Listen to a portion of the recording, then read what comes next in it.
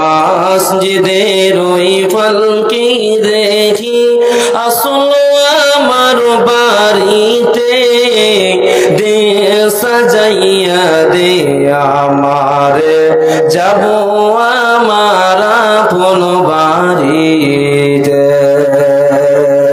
কালকে ছিলাম রে পালকি মসজিদের উঠানে, আজ কেন আইলার পালকি আমার বাড়ির উঠানে। মসজিদের ওই পালকি দেখি আসলো আমার বাড়িতে, দে সাজাইয়া দে আমারে, যাব আমার আপন বাড়িতে। কালকে সবার সাথে ছিলাম এই তো ভুবনে, আজ কেমনে মাটির ঘরে থাকবো একা আধারে ভোরে। কালকে সবার সাথে ছিলাম এই তো ভুবনে, আজ কেমনে মাটির ঘরে থাকবো একা আধারে ভোরে। গোসল করিতাম আমি, করিতাম একা নিজ মনে, আজ কেন তোমরা যত্ন করে গোসল করাইলা গো। গোসল করিতাম আমি, করিতাম একা নিজ মনে, আজ কেন তোমরা দিলা গো গোসল গরম জলে। এতদিন ছিলাম খাটো পালঙ্কে, ছিলাম এই তো ঘরে, আর বুঝি হবে না ঘরে থাকা, দিবা বিদায় জনমের তরে। এতদিন ছিলাম খাটো পালঙ্কে, ছিলাম এই তো ঘরে, আর বুঝি হবে না কপালে, দিবা বিদায় জনমের তরে। মসজিদের ওই পালকি দেখি আসলো আমার বাড়িতে, দে সাজাইয়া দে আমারে, যাব আমার আপন বাড়িতে। বাপ ভাইয়ের সাথে ছিলাম কথা বলতো প্রাণ খুলে, আজ কত ডাকি গো আমি, তারা কেন গো কানে না শুনে। বাপ ভাইয়ের সাথে ছিলাম কথা বলতো প্রাণ খুলে, আজ কত ডাকি গো আমি, তারা কেন গো কানে না শুনে। নিজ নিজের কাপড় পরতাম, সাজতাম আপন মনে, আজ কেন তোমরা সাজাইলা গো তোমরা সাদা কাপড়ে। নিজ নিজের কাপড় পরিতাম, সাজতাম আপন মনে, আজ কেন তোমরা সাজাইলা গো সাদা কাপড়ে। কোথাও যাইবার ইচ্ছা হলে যেতাম পায়ে হেঁটে, আজ কেন যত্ন করে নিলা আমায় কাঁধে করে। কোথাও যাইবার ইচ্ছা হলে যেতাম পায়ে হেঁটে, আজ কেন যত্ন করে নিলা আমায় কাঁধে করে। মসজিদের ওই পালকি দেখি আসলো আমার বাড়িতে, দে সাজাইয়া দে আমার, যাব আমার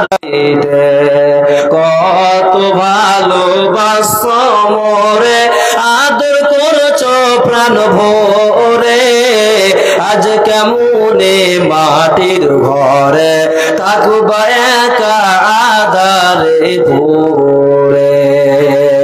কত ভালোবাসো মোরে, আদর করছো প্রাণ ভরে, আজ কেমনে মাটির ঘরে থাকবা একা আধারে পড়ে।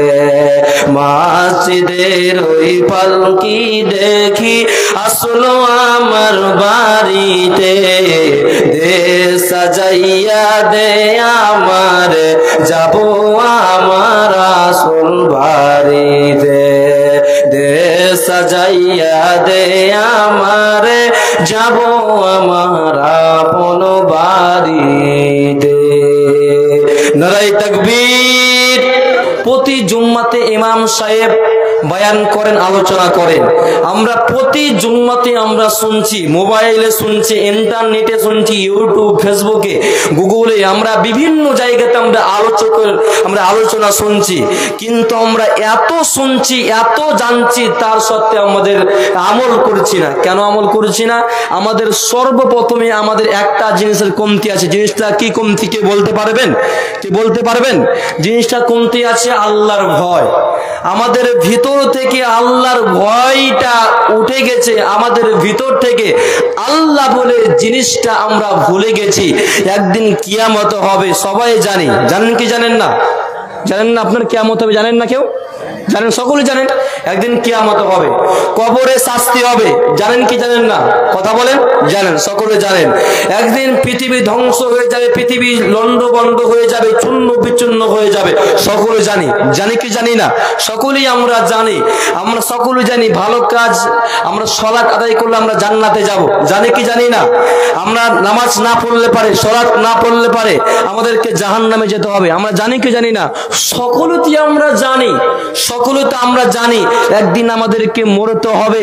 মরণ কেবল সবাই মেনে নিয়েছি। আমি আপনাদের একটা কোশ্চেন করব। পৃথিবীর মধ্যে যতগুলো মানুষ রয়েছে, পৃথিবীর মধ্যে যত প্রাণ, আত্মা, জীব জন্তু, পৃথিবীতে যতগুলো ধর্ম রয়েছে, সবাই একটা জিনিসকে বলে মেনে নিয়েছে। সেই জিনিসটার নাম কে বলতে পারবেন? এখানে মধ্যে কে বলতে পারবেন? মরণ। মরণকে বলে তো সবাই মেনে নিয়েছে, একদিন মরবই। ঠিক না? ঠিক না বেঠিক? আমরা একদিন মরবই, মরণকে বলে আমরা মেনে নিয়েছি। কিন্তু ভাই, বন্ধু, বাবজি গুণ আমার, কিন্তু আমাদের ভিতর থেকে আল্লাহ বলে আল্লাহর ভয়টা আমাদের ভিতর থেকে উঠে গেছে, আমাদের ভিতর থেকে আল্লাহর ভয়টা চলে গেছে। ঠিক না বেঠিক? এই জন্য উমর রাদিয়াল্লাহু তাআলা আনহু তিনার বেশ কিছু ভালো কাজ ছিল। দেখেন, প্রত্যেকটা মানুষের একই গুণ হয় না গো। হোসেন বিন সালাউদ্দিনের ভিতরে যেটা গুণ রয়েছে, সেটা আপনাদের ভিতরে সেই গুণটা নাই গো। যেটা আপনাদের ভিতরে যেটা গুণ রয়েছে, হোসেন বিন সালাউদ্দিনের ভিতরে সেটা গুণ নাই গো। যেটা ইনার ভিতরে যেটা গুণ রয়েছে, আপনাদের মধ্যে সেটা গুণ নাই গো। তাহলে প্রত্যেকটা মানুষের আপন আপন গুণ রয়েছে, প্রত্যেকটা মানুষের একটা সিফাত রয়েছে, প্রত্যেকটা মানুষের একটা গুণ রয়েছে। একটা গুণ ছিল উমর রাদিয়াল্লাহু তাআলা আনহুর, একটা স্পেশাল কিছু গুণ ছিল। কি গুণ ছিল? যখনই সন্ধ্যা হতো, যখনই রাত্রি নেমে আসতো, তখনই উমর রাদিয়াল্লাহু তাআলা আনহু তিনি পাড়া গঞ্জে, গ্রাম শহরে, জেলা গ্রামে তিনি রাত্রিবেলাতে ভ্রমণ করতেন। এই সময় রাত্রিবেলাতে তিনি ভ্রমণ করতেন। কি ভ্রমণ করতেন? কে অসহায়, কে গরিব, কে মিসকিন, কে বিধবা, কে খেতে পায় না, কে খেতে পেয়েছে, কে অনাহারে আছে, কে কি কষ্টতে আছে, তিনি লক্ষ্য করে বেড়াতেন, তিনি সেটা ধরে বেড়াচ্ছেন, তিনি সেটা খোঁজ করে বেড়াতেন। তিনি হচ্ছেন গভর্নর, তিনি হচ্ছেন বাদশাহ, তিনি হচ্ছেন সরকার। এই কারণে তিনি ঘুরে বেড়াতেন। একদিন উমর রাদিয়াল্লাহু তাআলা আনহু তিনার সঙ্গীদেরকে বলছে, ও সঙ্গীরা, তোমরা কি কেউ পারবে আমার ভিতরে আল্লাহর ভয় ঢোকাতে? কি তোমরা কেউ পারবে? তখন একজন তাদের মধ্যে বলল, হ্যাঁ হুজুর, আমি পারবো। তো কি পারবে? উমার বলছে তাহলে কি, তাহলে সে গুণটি কি বলো? তখন সে ব্যক্তি বলছে, হুজুর আপনি যদি কোনো জাররা পরিবার, আপনি যদি জাররা পরিমাণ যদি আপনি ভালো কাজ করেন, ধরেন রাস্তাতে একটা ঢেল পড়ে আছে, ইট পাথর পড়ে আছে, যদি আপনি সেই ইট পাথরটা যদি আপনি সরিয়ে দেন, আপনি মনে ভাবতে পারেন আমি সরালাম মানুষের লাভ হবে, কিন্তু না, সেটা আপনার লাভ হবে, সেটা আপনার নেকি হবে। আপনি যদি জাররা বারাবার যদি বিন্দু পরিমাণ যদি আপনি চুল বারাবার যদি আপনি যদি নেক আমল করেন, সৎ আমল করেন, তাহলে সেটারও আপনি বদলা পাবেন। তখন উমর রাদিয়াল্লাহু তাআলা আনহু তিনি হাসতে লাগলেন। কি লাগলেন? হাসতে লাগলেন। এরপরে সে ব্যক্তি আবার উমরকে বলতে লাগলো, হে উমর, আল্লাহ তুমি যদি জাররা পরিবার, তুমি জাররা পরিমাণ যদি তুমি খারাপ কাজ করো, অন্যায় কাজ করো, যদি কোনো মানুষের প্রতি জুলুম করো, তুমি যদি একটা পিপিলিকাকে মারো, সেটাও আল্লাহ সুবহানাহু ওয়া তাআলা দেখতে পায়। হে উমর, তুমি যদি শস্যের দানা পরিমাণ যদি তুমি খারাপ কাজ করো, সেটারও তোমাকে সেটা গুণ, তুমি সেটা বদলা পাবে। তখন উমর রাদিয়াল্লাহু তাআলা আনহু কাঁদতে লাগলেন। কি হতে লাগলেন? কাঁদতে লাগলেন। বন্ধুরে আমার, বাবজিরে আমার, তখন সেই ব্যক্তি বলতে লাগলো, উমর শোনো, হে উমর শোনো, তুমি যদি জাররা পরিবার, তুমি যদি জাররা পরিমাণ যদি তুমি ভালো কাজ করো, তুমি যদি বিন্দু পরিমাণে যদি তুমি ভালো কাজ করো, সৎ আমল করো, সৎ কর্ম করো, ফাবাইয়ামাল মিসকালা যাররাতিন খায়রান ইয়ারা। হে উমর, তুমি যদি বিন্দু পরিমাণে যদি সৎ আমল করো উমর, সেটারও তুমি বদলা পাবে, সেটারও তুমি বদলা পাবে। যখন উমরকে বলা হলো, উমর, উমর রে,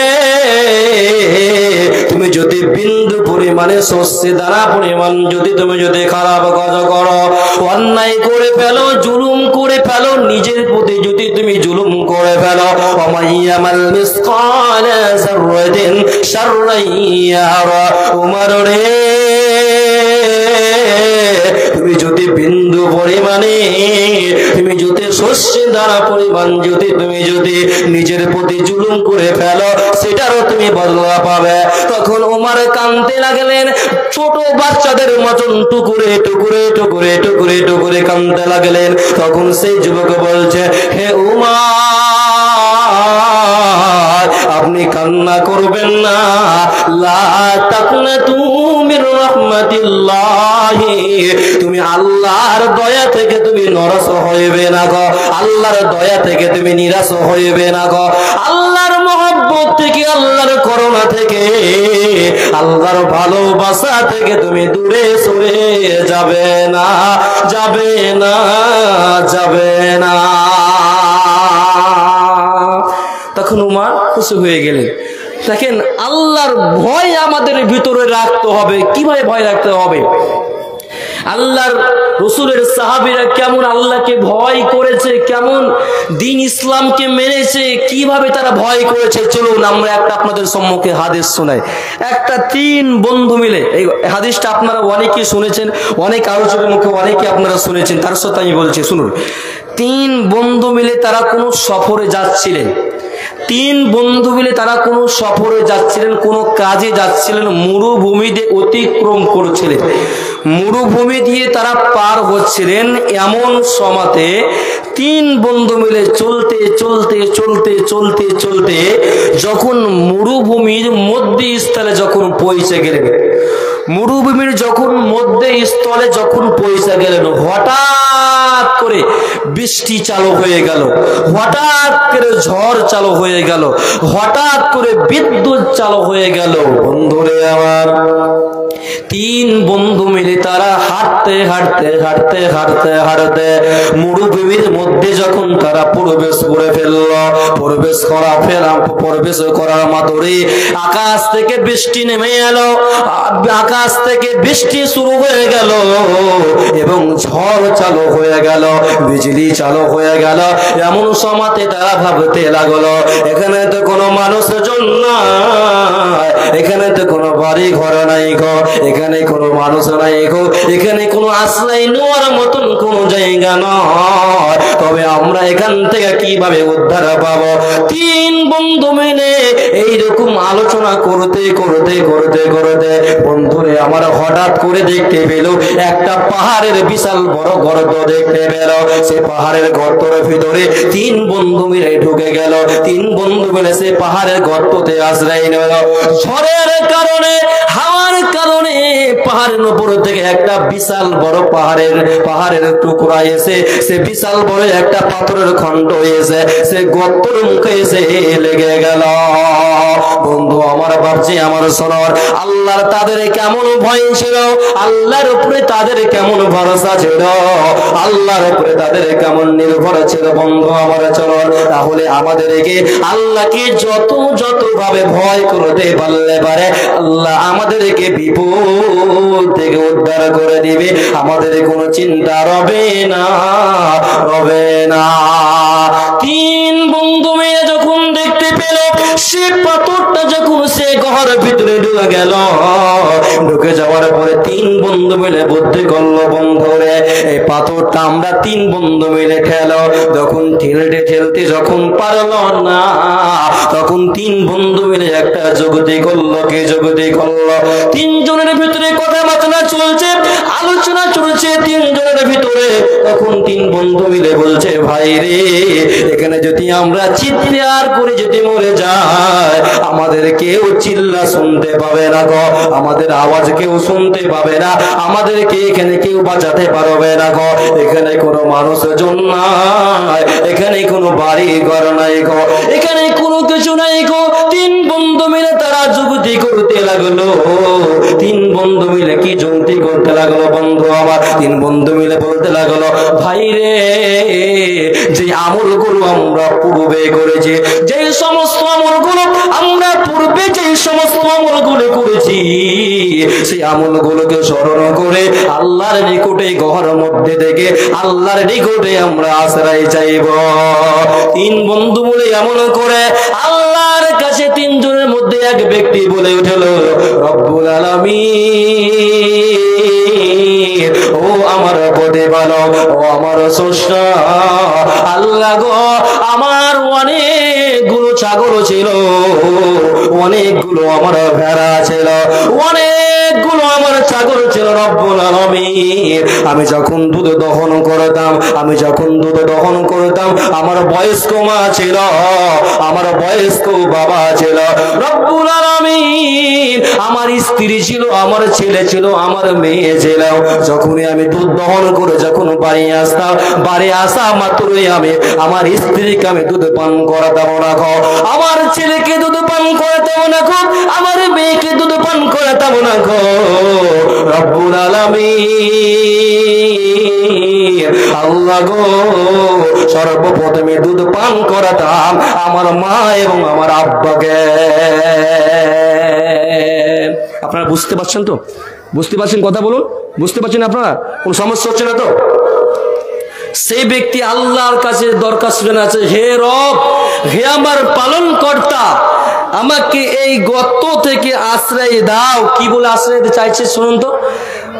সেই ব্যক্তি বলছে, হে রব্বুল আলামিন, আমার অনেকগুলো ছাগল ছিল, অনেকগুলো ভেড়া ছিল, যখন আমি দুধ দহন করে যখন আমি বাড়ি আনতাম সর্বপ্রথমে আমার স্ত্রীকে দিতাম না গো, সর্বপ্রথমে আমার ছেলেকে দিতাম না, আমার মেয়েকে দিতাম না, আমি সর্বপ্রথমে আমার মা এবং আমার বাবাকে আমি দুধ পান করাতাম। এরপরে বন্ধু আমার বাপজি আমার ভালো করে শুনুন, মা আমার বোনেরা আমার, আপনারা ভালো করে আপনার এই হাদিসটার দিকে আপনারা লক্ষ্য করুন, ফলো করুন।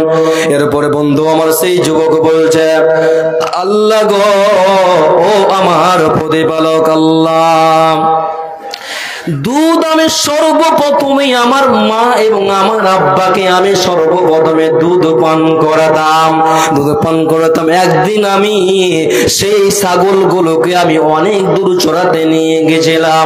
এই কারণে সন্ধ্যা হয়ে গেল, আমি সেই জায়গাতে দুধ আমি দহন করলাম। দুধ দহন করার পরে আসতে দেখলাম, রুম আসতে দেখলাম, বাসা আসতে দেখলাম সন্ধ্যা হয়ে গেছে, রাত্রি হয়ে গেছে, রাত নেমে এসেছি। এমন সমাজে বন্ধুনি আমার বাপজিরে, আমার মা, আমার বোন, আমার এমন সমাজে সেই যুবক বলছে, আল্লাহ গো,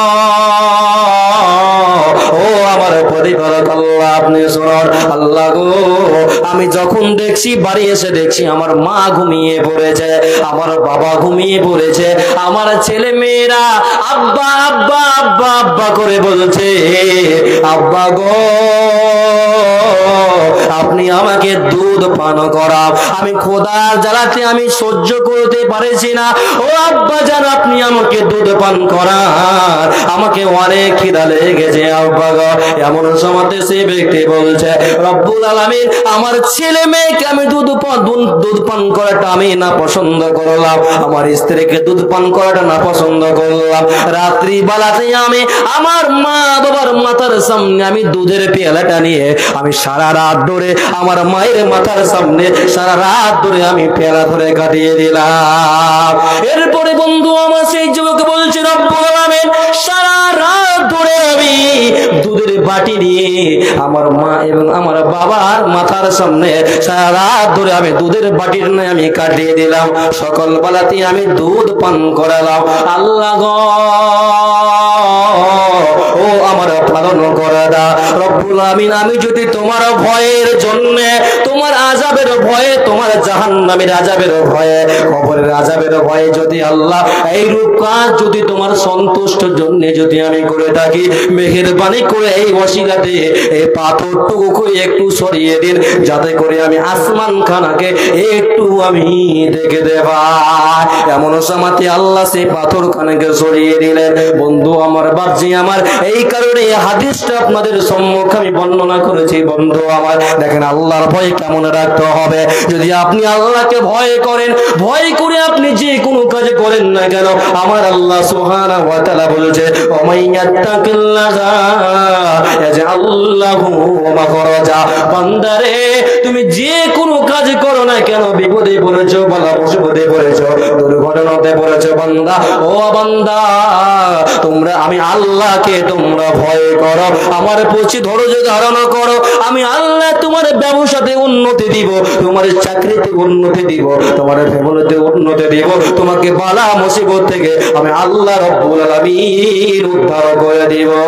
তোমরা রেখো গো শরণ, একদিন হবে যে মরণ, তোমরা রেখো গো শরণ, একদিন হবে যে মরণ। শয়তান তোমার দুশমন বটে, শয়তান তোমার দুশমন বটে, বলে আল কুরআন, তোমরা রেখো গো শরণ, একদিন হবে যে মরণ, তোমরা রেখো গো শরণ, একদিন হবে যে মরণ।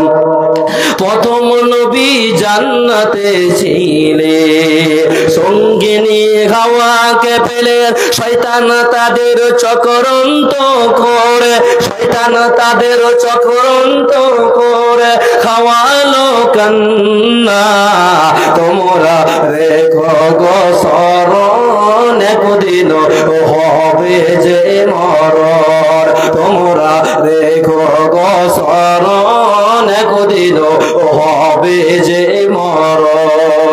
এরপরে বন্ধু আমার, আল্লাহর ভয় কেমন চলন। তিনজনের মধ্যে দ্বিতীয় ব্যক্তি তখন আল্লাহকে বলেছে, রব্বুল আলামিন, আল্লাহ গো, আল্লাহ হে আমার প্রতিপালক, হে আল্লাহ, হে আমার প্রভু, হে আমার স্রষ্টা আল্লাহ গো, আমি একটা দিন মজুর নিয়েছিলাম, একটা হেল্পার নিয়েছিলাম, একটা আমি খাদেম নিয়েছিলাম, একটা আমি মনীষী নিয়েছিলাম। আমার কিছু কাজ বাকি ছিল, সে অর্ধেক বেলা সে কাজ করে দিল। কাজ করার পরে আমাকে বলল আমার পরিশ্রমিক আমাকে ফিরিয়ে দে। তখন সেই যুবক বলছে রব্বুল আলামিন তার পরিশ্রমিক এবং আমি তার মজুরি তাকে আমি দিলাম, কিন্তু সে তার মজুরিতে সে খুশি হলো না, খুব অসন্তুষ্ট হলো। এই কারণে রব্বুল আলামিন আমি তার পয়সা জমিয়ে সেই পয়সা বাড়িয়ে সেই পয়সাতে আমি ব্যবসাতে লাগালাম, বিজনেসে লাগিয়ে আমি অনেকগুলো গরু পুষলাম, অনেকগুলো গরু বাড়ালাম, ছাগল বাড়ালাম, অনেক কিছু বাড়ালাম। এমন সময়তে হঠাৎ করে সেই যুবক আমার কাছে এসে বলছে, ও ভাই আমার সঙ্গে আপনি অহিংসা করবেন না, আল্লাহকে আপনি ভয় করুন, আপনি আল্লাহকে ভয় করুন, আমার মজুরি আমার পয়সা আমাকে ফেরত দেন। তখন সেই যুবক বলছে, ও ভাই যতগুলো তুমি গরু দেখতে পাচ্ছ, যতগুলো খাদেম দেখতে পাচ্ছ,